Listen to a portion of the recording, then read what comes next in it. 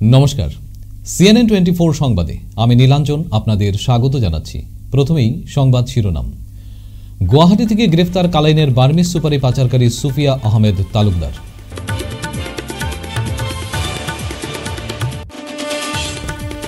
পুলিশের গাড়ির ধাক্কায় ধলাই সপ্তগ্রামে ভয়ঙ্কর সড়ক দুর্ঘটনা, নিহত বাইক চালক সহ ছাত্র।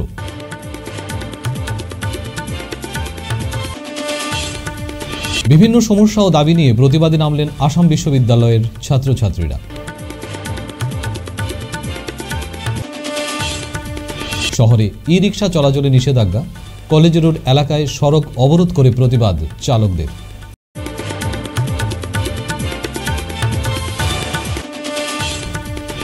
বিশেষ আকর্ষণীয় উড়িষ্যার জগন্নাথ সম্প্রদায়ের মহানাম সংকীর্তনে দিনভর উৎসব মুখর পরিবেশ জানিগঞ্জে।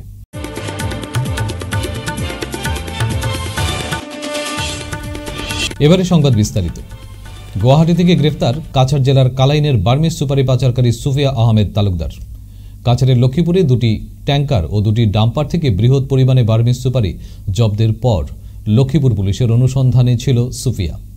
জানা গেছে বন্ধুর সঙ্গে কাশ্মীরে ভ্রমণে গিয়েছিল সুফিয়া। ফেরার পথে গুয়াহাটি পুলিশ আটক করে সুফিয়ার সঙ্গে তার দুই বন্ধুকেও। অন্যদিকে রবিবার রাতে সুফিয়ার দুই বন্ধুকে ছেড়ে দেওয়া হয়। নাম প্রকাশ্যে আসার ভয়ে সুফিয়াকে পুলিশের কাছ থেকে মুক্ত করার প্রচেষ্টা করে সুপারি সিন্ডিকেটের বহু লোক রাত অবধি লক্ষ্মীপুর থানায় ভিড় করে থাকার অভিযোগ উঠেছে। ভয়ঙ্কর সড়ক দুর্ঘটনা, মৃত্যু দুই মোটরসাইকেল আরোহী কিশোর।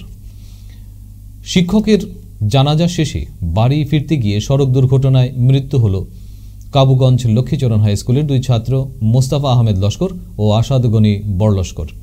মর্মান্তিক সড়ক দুর্ঘটনাটি সংঘটিত হয় ৩০৬ নম্বর শিলচর আইজল জাতীয় সড়কের ধলাই সপ্তগ্রামে।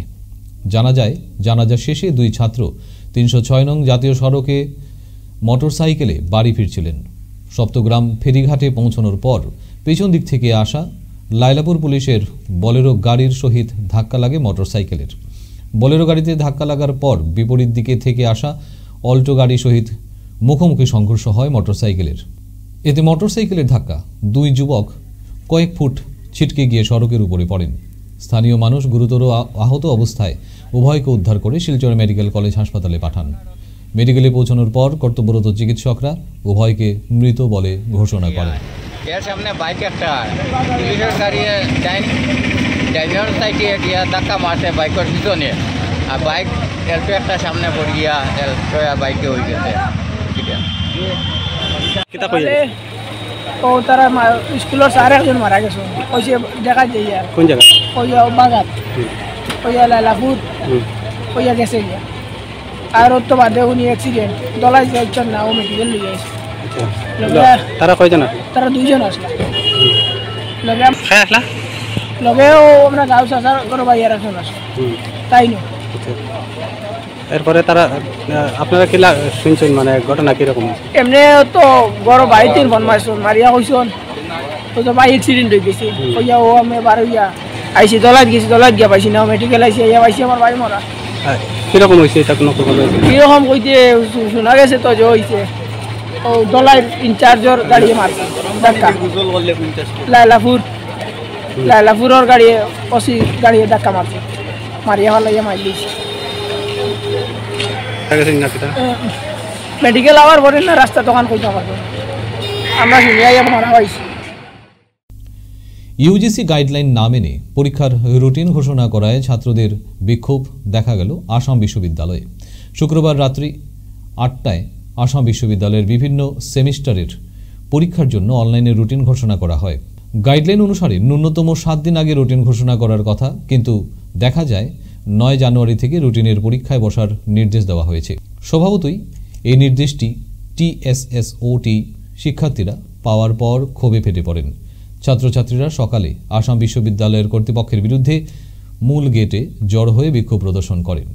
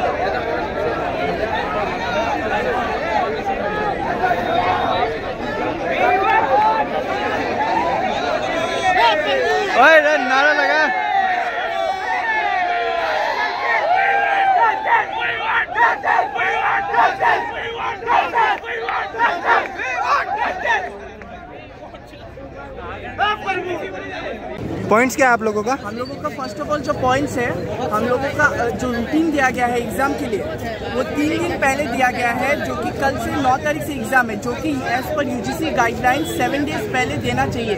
फर्स्ट पॉइंट तो ये है। सेकंड पॉइंट जो है अटेंडेंस को लेके, जो कि अटेंडेंस 75 अटेंडेंस मैंडेटरी है बैठने के लिए, वो भी 75 जिसका होगा उसको 1 मार्क्स मिलेगा, और जिसका मेडिकल इश्यूज होगा उसके 60 मार्क्स बिलो भी नहीं होगा, वहाँ पे बोला जा रहा है, जो कि ये एकदम नाइंसाफ़ी है। जिसका मेडिकल इशू है वो उसको भी 60% नीचे होगा तो बोल रहे एग्ज़ाम नहीं देने देगा, और जिसका मान लो 85, 82 इसका बेसिस पे मार्क्स दिया जाएगा। ये सेकंड पॉइंट है। थर्ड पॉइंट जो है प्लेसमेंट हम लोगों का हो ही नहीं रहा। लास्ट ईयर का प्लेसमेंट जो है एसओपी का एकदम ज़ीरो है, मतलब कोई इसमें कोई प्लेसमेंट नहीं है, कुछ नहीं। हम लोग खर्चा कर रहे हैं लेकिन प्लेसमेंट का नाम पे कुछ नहीं आ रहा है। 4 जो प्रॉब्लम है हम लोगों का पेपर ही शो नहीं हो रहे इतने दिन से। मतलब हम लोगों का पेपर, मतलब हम लोग ने एग्जाम पे क्या लिखा, मार्क्स वो लोग दे रहा है, कोई गलती पकड़ने का, हम लोगों का पेपर चेक करने का वो भी नहीं दिखा रहा है। मतलब कुछ भी मार्क्स होगा हम लोगों को वही एक्सेप्ट करना है, कि वो फेल भी करा देगा हम लोगों को वही मान लेना। तो आप लोग का अभी मोटो क्या है? हम लोगों का मोटो ये है, ये 4 जो चीज़ है वो 4 चीज़ हटाया जाए। सबसे पहले हम लोगों का जो फर्स्ट जो अभी हम लोगों का, अच्छा, आपने जो 4 पॉइंट बोला है उनको हटाना है? हाँ, अभी हटाना है। आप और तब हम लोगों के एग्जाम पोस्टपोन करना है। तो ये स्ट्राइक तब तक चलेगी? हाँ, तब तक चलेगा। हम लोग पूरा जब तक वो एडमिनिस्ट्रेटिव नहीं आएगा तब तक रहेगा। ये हम लोगों का सब लोग यहीं पे बैठे रहेंगे। ये लड़का को देखिए, ये लड़का को देखिए, वो भी बैठा है सारे उसके ये हालत में भी ये लड़का बैठा है। 7 बजे से हम लोग इसे यहाँ पे है। अच्छा, तो आप लोग क्यों बैठे हैं यहाँ पर? मतलब हमें हमारी मांगे पूरी, हमारा एग्जाम का शेड्यूल थोड़ा सा आगे जाके पोस्टपोन हो। क्या क्या आपने मांगे, क्या क्या है आप लोगों का? हमारी मांगे मतलब हमारा एग्जाम मतलब गेट के बाद हो, सीनियर लोग का डिमांड है, और फिर हमारा सेकेंड ईयर का पेपर दिखाया जाए एग्जाम के बाद, और डीन चेंज हो। ই রিক্সা চলাচলে নিষেধাজ্ঞা নিয়ে একটি বেসরকারি চ্যানেলে খবরটি প্রচার হওয়ার পর সোমবার শিলচরের ব্যস্ততম এলাকা কলেজ রোডে সড়ক অবরোধ গড়ে তোলেন শহরের ই রিক্সা চালকরা। এতে কিছুক্ষণ যানজটের সৃষ্টি হলেও শিলচর সদর পুলিশ এবং ট্রাফিক ব্রাঞ্চের কর্মকর্তারা উপস্থিত হয়ে ভুয়া সংবাদ প্রচারের কথা জানালে আন্দোলনকারীরা সড়ক অবরোধ প্রত্যাহার করেন।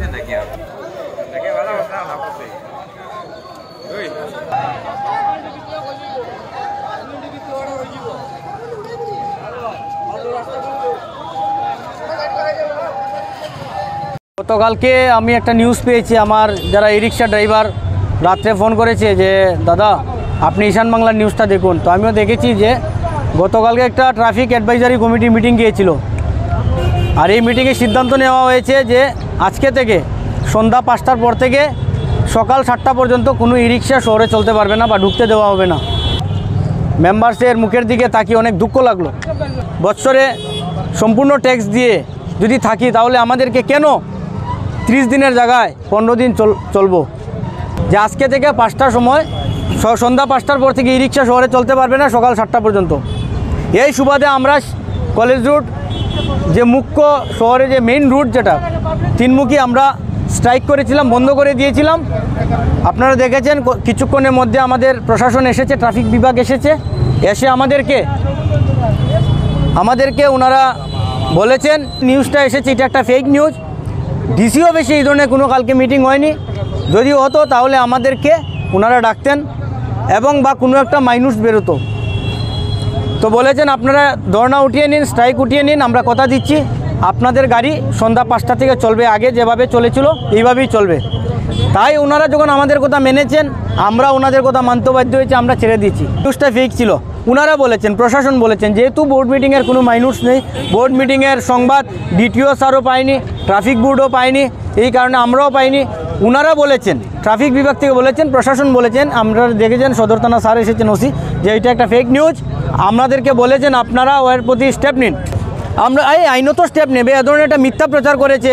দেখুন, নিউজ চ্যানেল আমরা কাউকে খারাপ পাই না, সবাই ভালো, আমাদের পাশে থাকে সুখ দুঃখের সময়, কিন্তু এমন নিউজ চ্যানেল আমাদের প্রয়োজন নেই যে নিউজ চ্যানেল আমাদেরকে একটা দুঃসংবাদ দিয়ে শহরের মধ্যে বিশৃঙ্খলা সৃষ্টি করবে। আজকে যে বিশৃঙ্খলা লেগেছিল আমরা পুরো সিদ্ধান্ত নিয়েছিলাম যদি প্রশাসন আমাদেরকে গুলি পর্যন্ত চালাতো তাহলে আমরা পিছিয়ে যাওয়াছিলাম না। সিদ্ধান্ত এই জায়গায় যদি প্রশাসন সঠিক পদক্ষেপ না নিত, আমরা যদি সঠিক বুদ্ধি কাটিয়ে সঠিক পদক্ষেপ না নিতাম তাহলে আমাদের মধ্যে সংঘর্ষ হতো। এই যে সংঘর্ষের মূল কাহিনী কেন হয়েছিল গতকালকের নিউজ আপনারা দেখতে পারবেন, প্রকাশ্যে আসবে কি করি না করি, আইনি পদক্ষেপ নেই বা কী নিয়ে আপনারা দেখবেন, নিতে বাধ্য হবো। কারণ সমাজে যদি আমরা নিউজ চ্যানেলকে বিশ্বাস করি, সাংবাদিক বন্ধুরা এবং সংবাদ নিয়ে একটা মাধ্যম যার দ্বারা আমরা সুখ দুঃখের বিচার করতে পারি, সুখ দুঃখ বলতে পারি, ন্যায্য বিচার পাই। আর এই সংবাদ চ্যানেল থেকে যদি আমাদের শহরে আগুন লাগার মতো একটা বার্তা চলে আসে তা তো আমরা ছাড়বো না। প্রতিবারের ন্যায় এবারও সোমবার জানিগঞ্জ মহাবীর মার্গ মহানাম সংকীর্তন উদযাপন কমিটির ব্যবস্থাপনায় আয়োজিত অষ্টপ্রহর হরিনাম আসরে ব্যাপক ভক্ত সমাগম হয়। এদিন দিনভর মহানাম সংকীর্তন পরিবেশনের পাশাপাশি প্রায় কয়েক হাজার ভক্তদের মধ্যে মহাপ্রসাদও বিতরণ করা হয়। এবারের ওই আসরের কীর্তন পরিবেশনায় অন্যান্য দলের পাশাপাশি আকর্ষণের কেন্দ্রবিন্দুতে ছিল উড়িষ্যার জগন্নাথ সম্প্রদায়ের বলে জানান আয়োজকরা।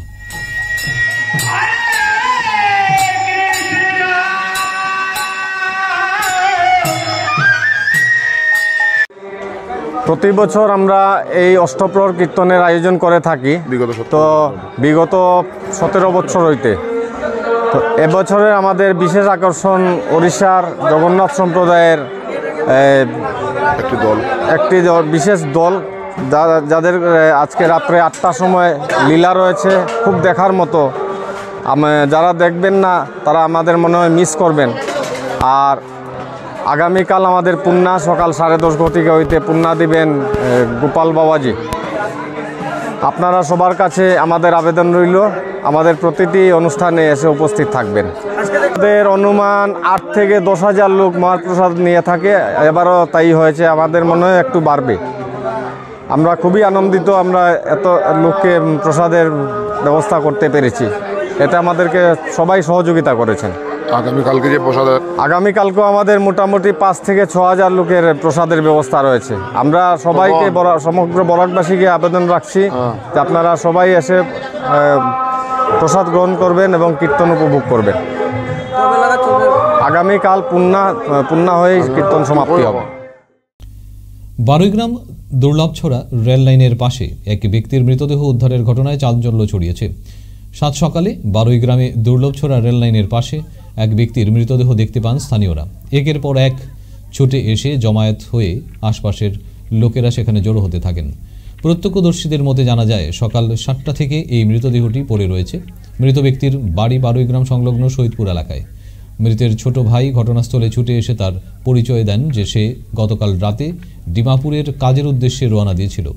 মৃত সৈয়দপুর এলাকার হেলাল উদ্দিনের ছেলে তাজমল Hossain.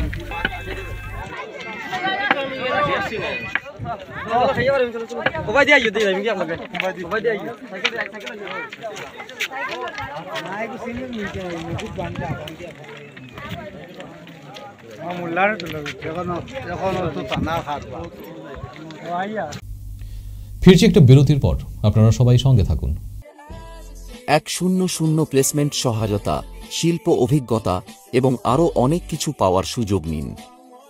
International Institute of Cosmetology and অ্যাস্থেটিক্সে যোগ দিন এবং শিলচর বোসকোটেক, বাজান্তিপুর, পণ্ডিতে কসমেটোলজিতে আপনার স্বপ্ন এবং ক্যারিয়ারের মধ্যে ব্যবধান পূরণ করুন। ফিরে এলাম বিরতির পর। পাচারের পথে সলগই ফরেস্ট কর্মীদের হাতে চেরা কাঠ বোঝাই মিনি লরি আটক, চালক পলাতক। সোমবার কাক ভোরে পাচারের পথে বন বিভাগের সলগই ফরেস্ট কর্মীদের হাতে ধরা পড়ে একটি মিনি লরি বোঝাই চেরা কাঠ। উধারবন বিধানসভার অন্তর্গত গোবিন্দপুর জিপির অধীনে থাকা গোবিন্দপুর ইস্ট এমই সরকারি স্কুলটি বিগত 5 বছর থেকে বরাক নদী ভাঙনের কবলে পড়ে স্কুলটির অধিকাংশ শ্রেণীকক্ষগুলো নদীতে ধসে পড়ে গেছে। এমত অবস্থায় উক্ত স্কুল পরিচালনা কমিটি সহ স্থানীয় জনগণের সহযোগিতায় রাস্তার পাশে একটি বাঁশ ও টিন দিয়ে শ্রেণীকক্ষ বানিয়ে শিক্ষকেরা ছাত্রছাত্রীদের নিয়মিত অধ্যয়নের কাজ চালিয়ে যাচ্ছেন। অন্যদিকে বিগত 4 বছর পূর্বে পাশে থাকা 970 নম্বর সরকারি হামিদিয়া এলপি স্কুলটিও পরে সম্পূর্ণভাবে নদী ভাঙনের কবলে চলে যাওয়ার কারণে সেই স্কুলটিকেও সরকারিভাবে গোবিন্দপুর ইস্ট এমই স্কুলের সঙ্গে একত্রীকরণ করা হয়। কিন্তু অদৃষ্টের পরিহাস, সেই একই অবস্থা। নদী ভাঙনের সমস্যায় ক্রমশ শ্রেণীকক্ষগুলো ধসে পড়ে যাচ্ছে।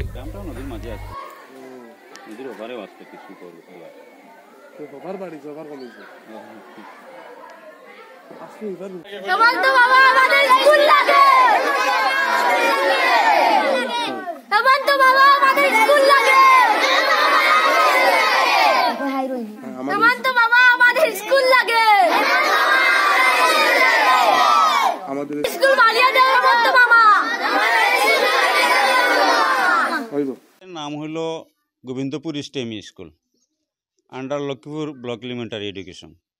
তো আমাদের এখানে দুইটা স্কুল আসলো, একটা স্কুল আসলো 970 নম্বর হামিদি এলপি স্কুল এবং একটা গোবিন্দপুর স্টেম স্কুল। দুইটা স্কুল একটা কম্পাউন্ডের মধ্যে আসলো।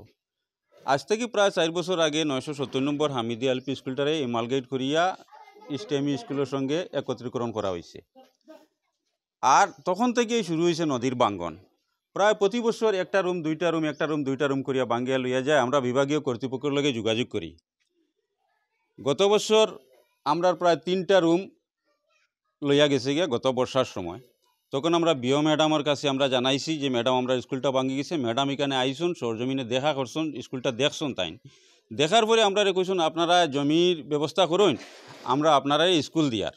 আমরা এখানের আমরা লোকেল আমার এক ভাই 12 কাঠা জমিন দান করছেন স্কুল নির্মাণ করার লাগিয়া, কিন্তু আজ দিন পর্যন্ত আমরা উপেক্ষিত। তো এই ব্যাপারে আমি আপনাদের মাধ্যমে আসামের শিক্ষামন্ত্রী শ্রী রনোজ পেগু মহাশয়, মুখ্যমন্ত্রী হিমন্ত বিশ্ব শর্মা মহাশয়, জেলা প্রশাসন তথা আমার স্থানীয় বিধায়কের দৃষ্টি আকর্ষণ করিয়া। এইটা স্কুলটা প্রায় 5 বছর থেকে ভাঙ্গের। আমরা 5 বছর থেকে আমরা মানে কর্তৃপক্ষের সঙ্গে আমরা দৌড়ঝাঁপ শুরু করছি। আমরা বারবার প্রতিশ্রুতি দেওয়া হয়, কিন্তু আমরা উপেক্ষিত। বর্তমানে প্রায় 150 জন ছাত্র, 10 জন শিক্ষক শিক্ষয়িত্রী আছেন আমার এই স্কুলে। আমরা বর্তমানে রাস্তা টেম্পোরারি শেড নির্মাণ করছি। একটা আইসিডিএস রুম আসলে এই আইসিডিএস রুমে আমরা বাচ্চারা পড়াইয়া রাস্তাত অস্থায়ী শেড বানাইয়া বাচ্চাগুলারে পড়াশোনা করাওয়ার। এমন অবস্থা যে কোনো সময় বড় রকম দুর্ঘটনা মানে এখানে হইতে পারে, এই ব্যাপারে আমরা আতঙ্কিত। স্থানীয় বিধায়ক আমরা তো আগের বিধায়ক আসলাম মিহিরকান্তি সুম মহাশয়, ওনার কাছেও আমরা বারবার গেছি, আমরা কোনো ফল পাইছি না। বর্তমানে আমরা সোনাই বিধানসভার অন্তর্ভুক্ত হয়েছি, তো এর সঙ্গে আমরা এখন পর্যন্ত যোগাযোগ করতাম পারছি না। তবে 2-1 দিনের মধ্যে আমরা তার সঙ্গেও দেখা করব।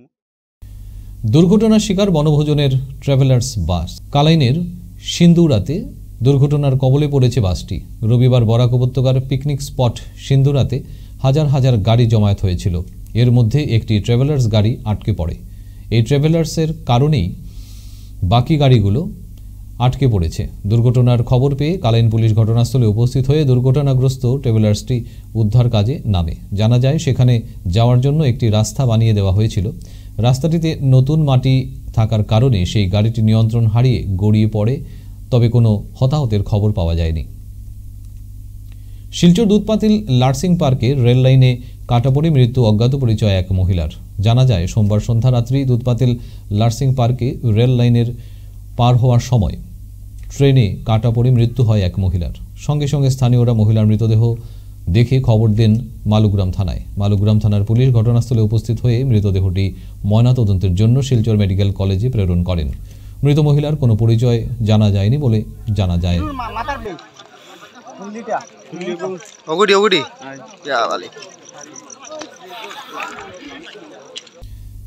স্বামী বিবেকানন্দের 162তম জন্মদিবস এবং শ্রী শ্রী রামকৃষ্ণ পাঠচক্র শিলচর সেন্টারের 41তম বার্ষিক অনুষ্ঠান উপলক্ষে বিভিন্ন ছাত্রছাত্রীদের মধ্যে বসে আঁকো প্রতিযোগিতা ও যোগাসন প্রতিযোগিতা একই সাথে 2 জায়গাতেই অনুষ্ঠিত হয়।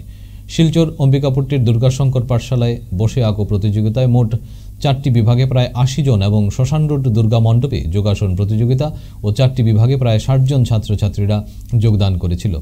এ বিষয়ে পাঠচক্রের এক্সিকিউটিভ কমিটির সদস্য গোপাল ভট্টাচার্য বক্তব্য রাখেন।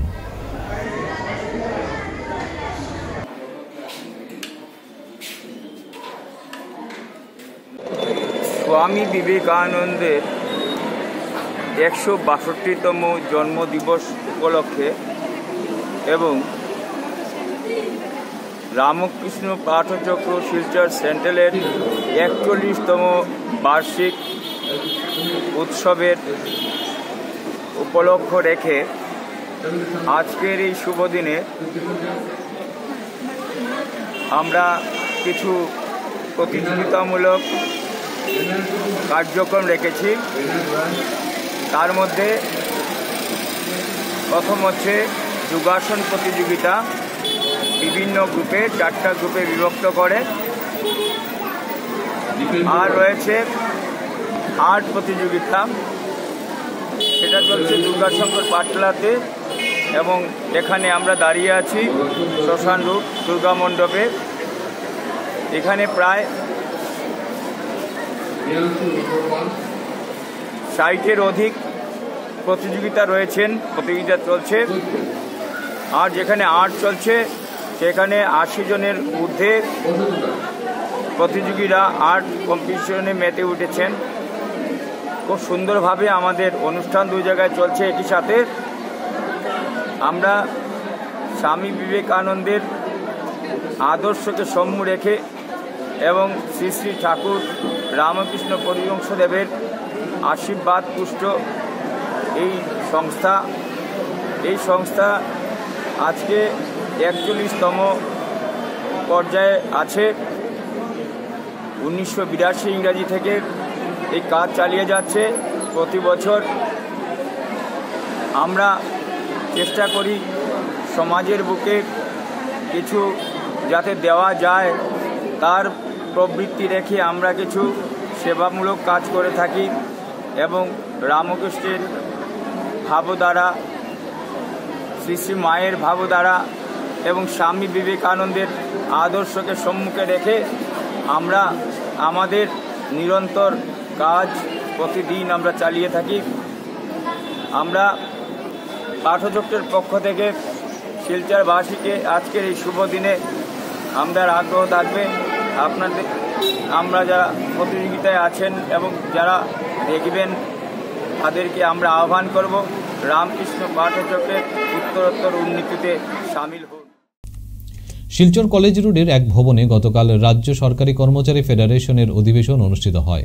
ফেডারেশনের মূল দাবিগুলোর মধ্যে ছিল পুরনো পেনশন নীতি পুনর্বহাল, অস্থায়ী কর্মচারীদের চাকরি নিয়মিতকরণ, কেন্দ্রীয় ও রাজ্য সরকারের দপ্তর এবং সব শূন্য পদ পূরণ ইত্যাদি। এসব বিষয় নিয়ে ফেডারেশনের জাতীয় সম্পাদক বিশ্বজিৎ পাল চৌধুরী ও অন্যান্যরা বক্তব্য রাখেন। কর্মচারী ফেডারেশন সারা ভারতবর্ষের রাজ্য কর্মচারী ফেডারেশনের সঙ্গে সুর মিলিয়ে বলছে আসামে যাতে 8ম পে কমিশন গঠন করা হয়। তা আপনারা জানেন সরকার শ্রমিক কর্মচারীদেরকে, বিশেষ করে যে আমরা রাজ্য সরকারি কর্মচারী বিভিন্ন রাজ্যে আছে, তাদের মধ্যে একটা ডিভাইড এন্ড পলিসি চালিয়ে যাচ্ছে যে যারা যাতে আন্দোলন সংগঠিত না হয়। একদিকে আমাদের এনপিএস এর যারা কর্মচারী, একদিকে আছে যারা ওপিএস পুরনো পেনশনের কর্মচারী, এবং কিছু কিছু কর্মচারী আছে যাদের কিছুই নেই, যাদের কন্ট্রাক্ট অস্থায়ী কর্মচারী, কন্ট্রাকচুয়াল ডেইলি ওয়েজের যারা কর্মচারী, তাদের তো কিছুই নেই।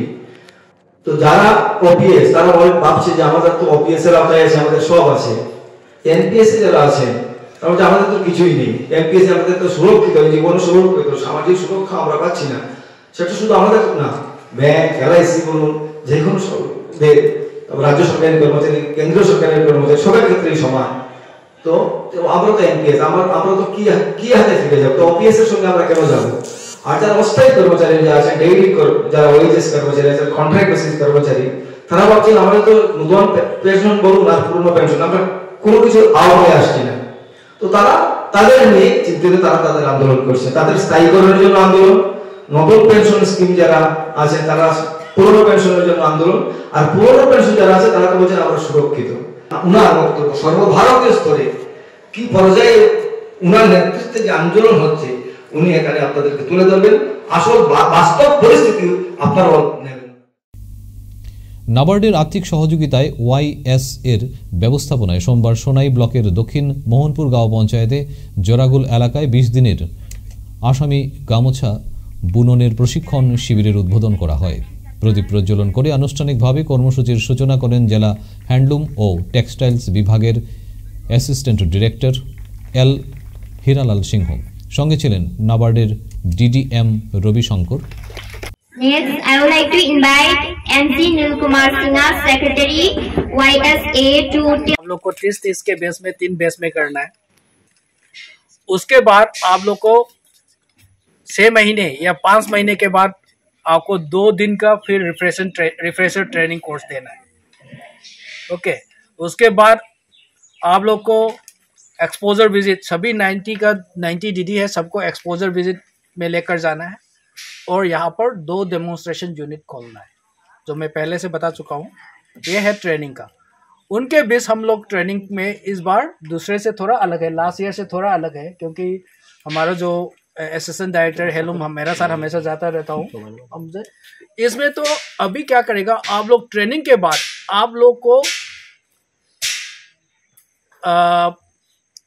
क्या बोलते हैं कि यर्न या आप लोग को बनाने के लिए वर्किंग कैपिटल के हिसाब से आप लोग को सभी 90 का दीदी को वो यर्न देगा, तो धागा देगा। ओके, और आप लोग को हम कोशिश करेगा बैंक से लिंक करने का, बैंक से SHG के द्वारा या JLG के द्वारा या इंडिविजुअली। আজকের মতো সংবাদ এ পর্যন্তই। নমস্কার।